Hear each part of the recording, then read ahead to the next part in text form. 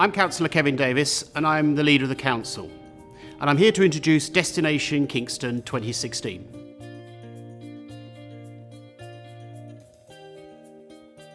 So Destination Kingston is an important annual event for us. The publication, the videos, the staff roadshows that go with it. Essentially it's setting out our plans for the future, our strategic direction, which is based around achieving the best outcomes that we can for our residents. It's the one place where we put all of our visionary issues, the policy programme and also our priorities. It's our way of communicating to people what we see as the big challenges the council is facing and what it is we're intending to do about them over the next few years. This is your opportunity to look at our plans, to see where you think you have a role and to look at what opportunities there might be for the future. The Council of the Future is going to be a very different place. But as we make those changes, we've got to be as inclusive a council as we possibly can. That means that when we design services, they have to be for all the people that live in the borough. I was very poorly, very low at the time. I'd had a long-term 2-week stay in Kingston Hospital and I was recovering but feeling very, very low and depressed. And the community matron came and listened. I think is so important. She really listened to how I was feeling and what my problem was. A number of people who use services were asked about their experience and what it was like. And a number of people who provide services were asked about their experience of providing services. And that was the genesis of Kingston Coordinated Care Programme. And I was asked to come to meetings to represent patients, people and the whole community in terms of the redesign. As a design team, we're very lucky to have information available from the hospital, from a GP practice, from Staywell, from Your Healthcare, so we get a full picture. So before we actually go out to see somebody, we can understand what's going on with the person. It also means that we don't have to ask them to tell the same story. Again, we can really focus on what the person's needs and aspirations are. The community library is a service that the Royal Borough of Kingston offers to all the elderly, vulnerable people and anybody who cannot get to the library.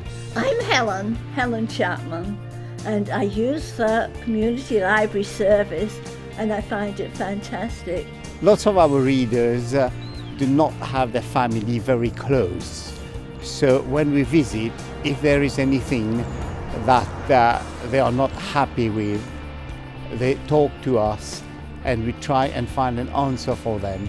And if we haven't got an answer there and then, we always go back to the office, do the research, ask welfare or social services and come up with an answer for them. They bring me jigsaws and take them back when I've done them. So that's another service that they do.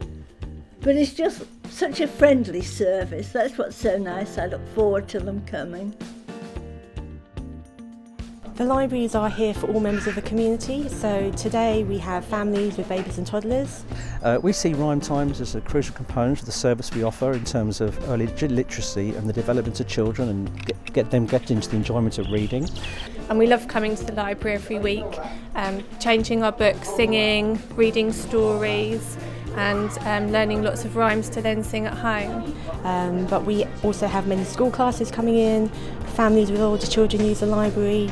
At any one time we also have people making use of the computers and the Wi-Fi that we have. And it's just something that he really enjoys doing.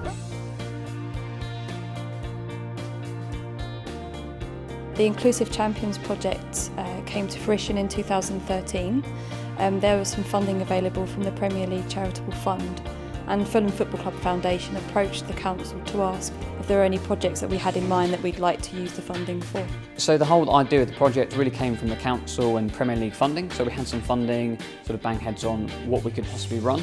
And the idea was really to try and, rather than just doing school sport, is to get people with disabilities incorporated into mainstream education, but predominantly getting them out into their community clubs to really access lifelong disability sport. We have 8 sports clubs at the time who were providing provision for disabled young people, but they weren't accessing it. So we figured that if we could intervene and provide a transition programme, we can enable the young people to transition from school to community and engage with their family members as well, because young people wouldn't be able to travel without their family members taking them. So for us, the real aim and purpose of the project is to engage as many pupils as we possibly can, get as many of them taking part in local sport, but really to get them, their siblings and their parents accessing sport once we've gone. For me, it's the smiles on the faces. Of course, I want people to be physically active, but I know that I can go home at night knowing that I've made a difference. So we've done some tremendous things around sharing of services with other boroughs. We've even set up our own community interest companies. Achieving for Children has been created for just over a year now. We've made real headway in terms of changing how children are looked at. They're looked at holistically. What's absolutely key to that is the voice of the young person as part of any co-creational or pathway planning for that young person. And I stand here today very proud, and so should Achieving for Children stand very proud, with an excellent piece of work where the end product is fit for purpose. And I do think I would genuinely be right in saying that everybody feels that was a very good piece of co-producted work. So we've been involved in looking at some work around street drinkers, so people who have got long-term addiction problems in the community, and we're at Kingston Cemetery, where the guys have been volunteering to build a children's memorial garden.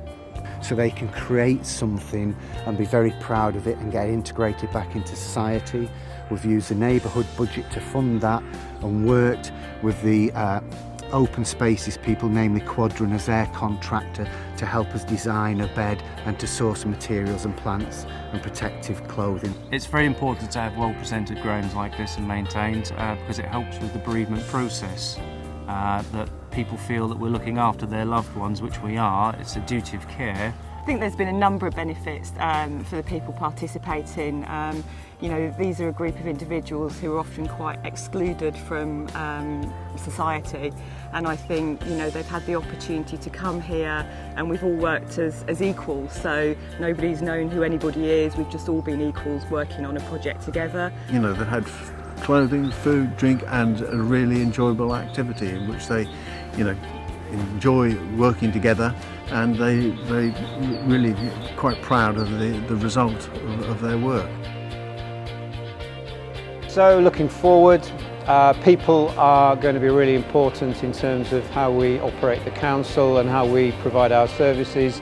It's going to be the people in the council, but also it's going to be our partners and stakeholders and our community who are going to shape the services with us. But the most fulfilling thing is that we are genuinely starting to see change happen on the ground. We are starting to see new homes built. We're starting to see investment in the infrastructure.